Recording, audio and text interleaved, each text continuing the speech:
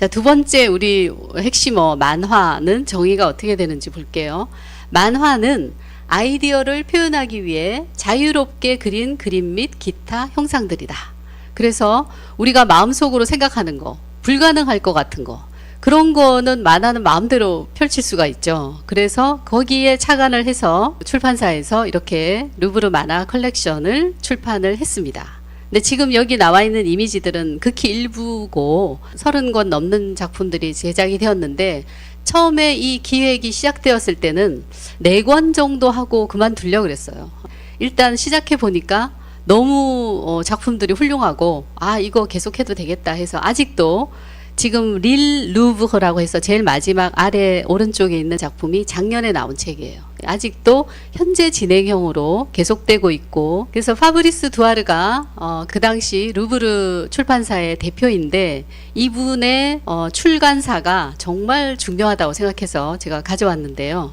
제가 이제 보기 좋게 하느라고 이 책의 크기를 맞춰서 그런데 판형이 정말 하나같이 다 달라요. 각양각색이에요. 어떤 책은 정사각형, 어떤 책은 위로 아주 길고, 어떤 책은 작고, 이것도 왜냐하면 작가가 그 크기를 원하기 때문에. 그리고 내용은 말할 것도 없고 형식도 그렇고 정말 너무너무 다 천차만별인데, 그래서 첫 번째로 오래된 것의 무덤이라고까지 일컬어지는 그런 근엄하고 우리가 접근하기 어렵다고 생각하는 박물관이라는 곳과, 젊은 사람들이 좋아하고 어떻게 보면 가볍고 예술이라고 인정받기 어려울 것 같은 만화를 콜라보했다는 것, 여기 첫 번째 의미가 있고, 두 번째는 창작과 상상의 마당을 펼치도록 했다는 거예요.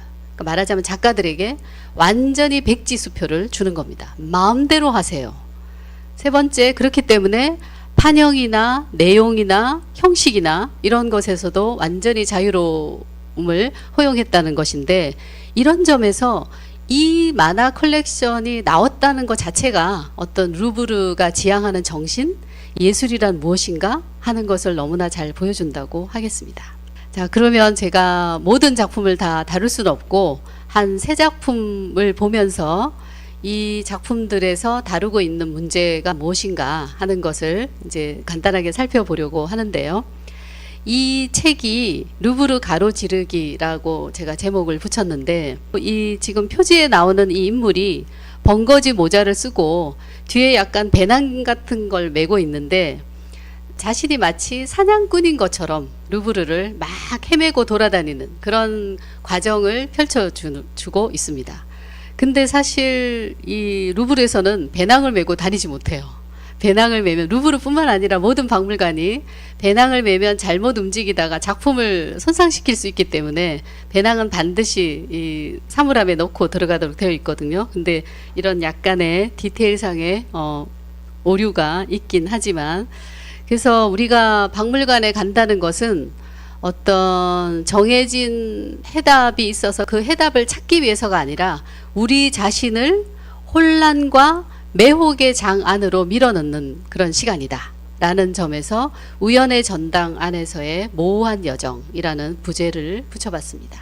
약간 메타 만화적인 성격이 있어요. 왜냐하면 주인공이 다비드 자신이에요. 다비드가 루브르에 도착해서 친구의 전화를 받습니다. 너 거기서 뭐해? 아, 나 루브르 만화 컬렉션 작품 해야 되는데 어떻게 해야 될지 몰라서 지금 루브르에 와 있어. 그래서 지금 막 돌아다니고 있어. 그런데 돌아다니면서 계속 누구를 찾냐 하면 여자친구랑 루브르에 왔다가 여자친구를 잃어버렸어요. 그래서 여자친구 이름이 ዣ니에요. 그래서 ዣ는 어딨지? 그녀가 어딨지? 하면서 계속 그녀를 찾습니다.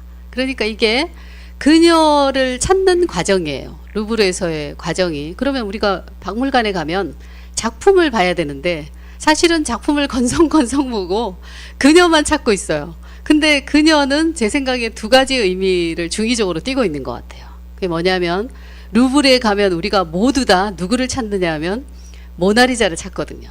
그러니까 그녀가 어딨지? 모나리자가 어딨지? 하고 찾는 거고, 또 하나는 불어에서 작품이 여성 명사예요.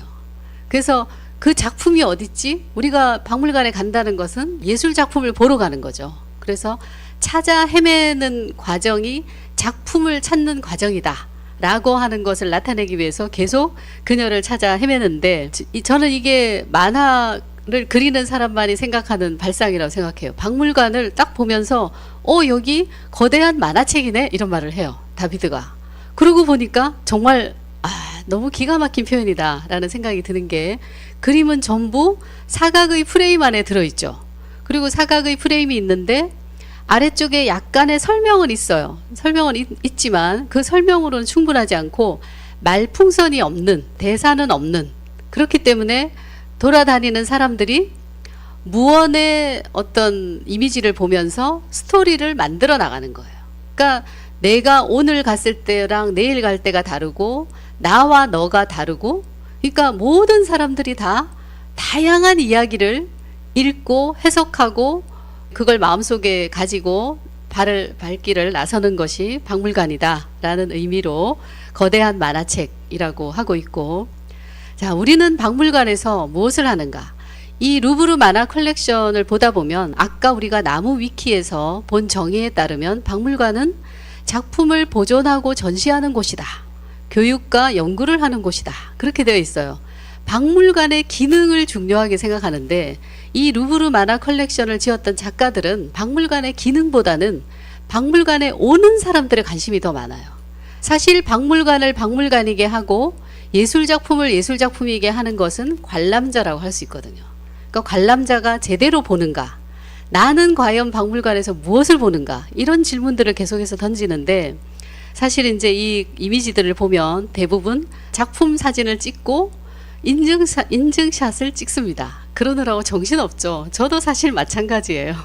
그래서 이렇게 박물관에서 나의 모습, 박물관을 다니는 여러 사람들의 행태들, 거기에는 부끄럽기도 하고 어리석기도 하고 유치하기도 하고 이런 다양한 모습들이 있죠. 그래서 결국 박물관이라고 하는 것은 작품을 보는 곳이기도 하지만 나를 생각하고 나를 비춰주고 나의 모습뿐만 아니라 다른 관람자의 모습 속에서 예술 속의 삶을 생각하게 하는 그런 곳이다 라는 것을, 작품과 비슷한 옷차림을 했거나 비슷한 포즈를 취한 다양한 사람들을 보여줌으로써 재미있게 보여주고 있습니다.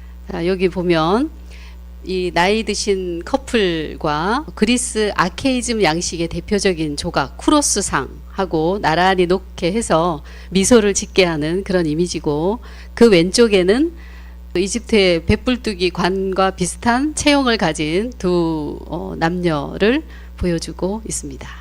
여기서도 마찬가지로 호루스 조각상 앞에서 호루스와 비슷한 포즈로 사진을 찍고 있는 그런 관람객의 모습, 그리고 이렇게 다니다 보면 내가 너무 좀 알고 왔으면 재밌었을 텐데 너무 모른다, 이런 자괴감에 많이 빠지고 그런 생각을 하게 되는데, 왜 이렇게 인간의 역사는 길고 예술은 훌륭한 작품이 많고 나는 왜 이렇게 아는 게 없고 초라한가, 이런 여러 가지 생각들을 하게 되는 것을 여기 아주 거대한 아틀라스가 아래를 바라보는 장면과 사람들을 이렇게 대비하게 하는 재미있는 이미지도 볼 수 있습니다. 그래서 다비드 프리돔의 작품은 박물관을 말풍선이 없는 만화책이라는 개념으로 봤다는 거. 이렇게 보면 우리가 박물관이 어렵고 무겁고 캐캐묵은 곳이라는 생각에서 벗어나서 훨씬 더 가볍고 경쾌하게 재미있게 어떤 포인트든지 관람객을 위주로 보든 내가 어떤 입장에서 작품을 바라본다고 생각하면서 보든 하여간 다양한 포인트로 박물관을 즐길 수 있는 곳이다 라는 생각을 하게 하고, 두 번째는 관람자를 비춰주는 거울로서의 박물관이다.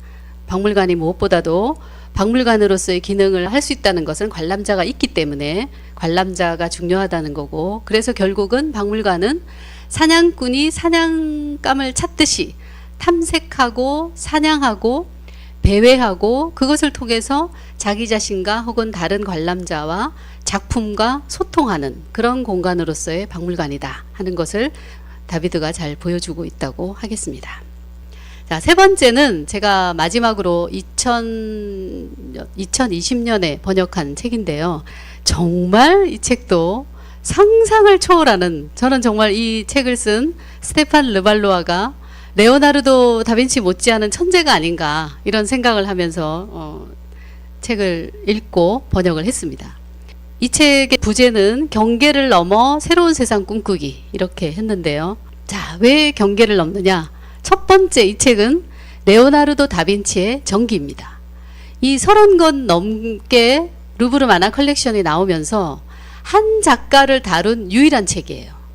근데 이 스테판 르발로아가 레오나르도 다빈치를 선택했다는 게 정말 너무나 의미심장한 것 같아요. 만약에 한 작가를 선택한다고 하면 그거는 레오나르도 다빈치일 수밖에 없다. 저는 그런 생각이 드는데, 그래서 레오나르도 다빈치가 사생아였고 왼손잡이였고 또 사생아였기 때문에 라틴어를 배우는 정규 교육을 받지 못했어요. 산수 더하기 빼기 정도밖에 못 배웠고, 그래서 정규 학교를 다니지 못하는 시간에 자연을 쏘다니면서 끊임없이 관찰하고 암석을 관찰하고 뭐 곤충을 관찰하고 자연을 관찰하면서 자연은 나의 스승이다, 이렇게 레오나르도 다빈치가 말했죠. 그럴 수 있었던 거. 그리고 동성애자였고 이 경계인으로서 항상 불안하고 아슬아슬하고 조마조마하게 살 수밖에 없었던 그런 레오나르도 다빈치. 그리고 어떤 인체의 비밀을 풀고 싶은 욕심에 20여 구 이상의 시체를 어떤 수단 방법을 가리지 않고 시체를 해부했고, 또 자신에게 연구할 수 있는 시간과 돈만 준다면 그 어떤 악행을 저질렀던 지도자, 그러니까 루도비코 스포르차나 체사레 보르자 같은 사람에게도 복무하고 그들을 위해서 대량 살상 무기를 물론 실현되진 않았습니다. 설계했기 때문에 그런 죄의식에 많이 시달렸더라고요.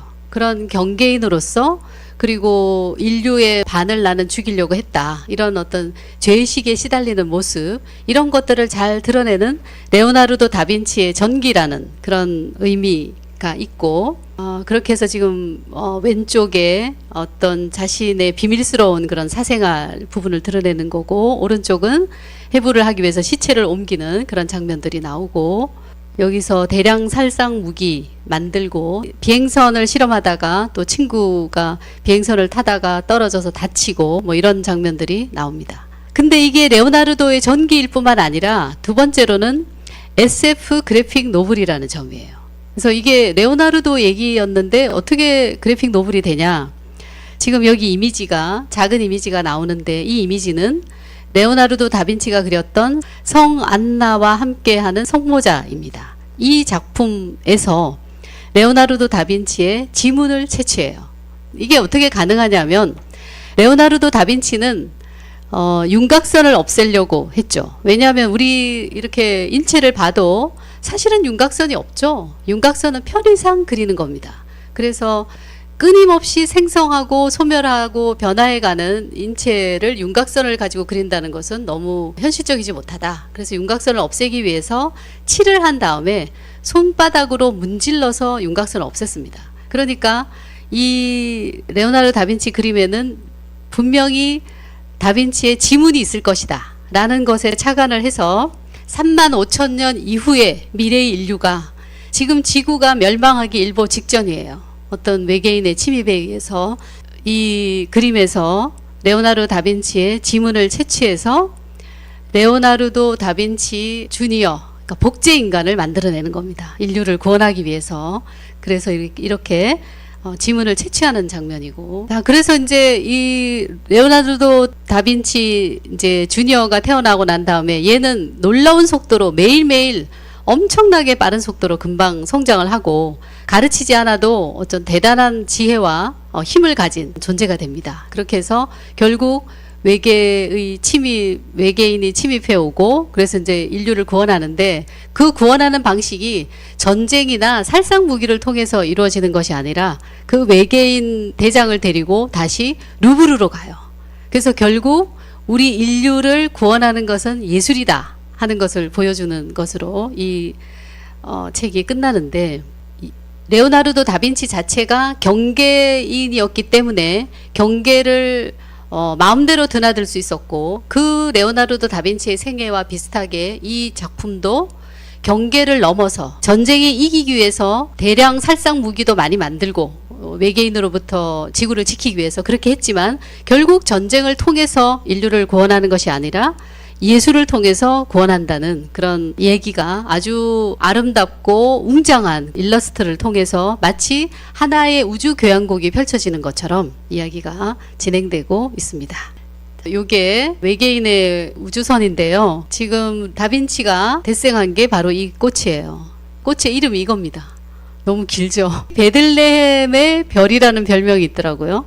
덩굴 라넌큘러스와 실비 아네모네 사이에 그려진 산영화서, 이렇게 제목이 되어 있습니다. 그것을 변형해서 외계인이 타고 온 우주선, 그 우주선의 대장을 만나기 위해서 레오나르도 드빈치가 지금 그 우주선으로 다가가는 장면을 나타낸 아름다운 장면입니다. 이 그래픽 노블은 SF 그래픽 노블과 레오나르도 다빈치의 전기를 같이 보여주고 있다는 점에서 아주 경계를 넘나드는 그런 재미있는 시도를 하고 있다는 것을 알 수가 있고, 또 레오나르도 다빈치의 생애 자체가 보여주듯이 레오나르도 다빈치가 항상 선과 악 사이에서 자신에게 연구할 토대만 마련하면 자기를 후원해주는 사람의 어떤 도덕성이나 어떤 그런 것에 관심이 없었거든요. 예. 이런 선과 악의 경계, 과학과 예술의 경계, 과거와 미래의 경계, 전기와 SF 그래픽 노블의 경계, 이런 경계를 허무는 것을 통해서 다양한 이야기도 만들어내고 어떤 창의적인 그런 작업들을 할 수 있다는 예를 볼 수 있겠습니다. 세 번째로 레오나르도 다빈치를 통해서, 그리고 SF 그래픽 노블이라는 장르의 혼합을 통해서 지금 우리가 살고 있는 시대, 지속 가능한 우리의 미래, 이런 것에 대한 우주적인 교양학을 펼침으로써 성찰을 하도록 하는 그런 깊이를, 우리는 그냥 만화책이라고 하지만 사실은 이 책들이 다루고 있는 주제들은 상당히 풍부하고 깊은 그런 문제의식을 펼쳐주고 있습니다.